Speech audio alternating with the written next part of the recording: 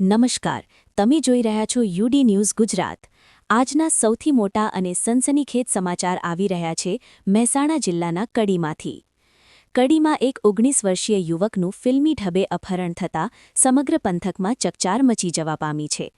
કડીના જાસલપુર road પર આવેલ ગ્રીનવેલા society પાસેથી ગઈકાલે રાત્રે સાહિલ સિરાજભાઈ નાગોરી નામના યુવકનું હથિયારોના જોરે અપહરણ કરવામાં આવ્યું હતું।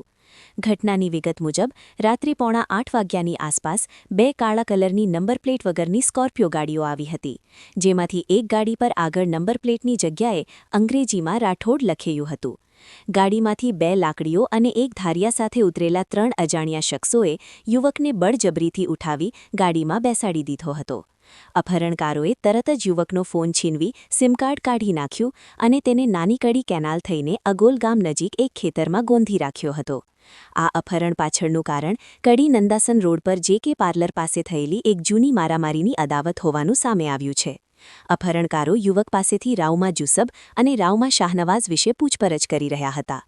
જો કે ગોંધી રાખ્યા દરમિયાન યુવકે તેના પરિચિત ઇમ્તિયાઝભાઈ ખોખરને ત્યાં બોલાવતા અપહરણકારો યુવકને તેમણે સોંપીને ફરાર થઈ ગયા હતા। આ સમગ્ર મામલે કડી પોલીસ એક્શનમાં આવી છે।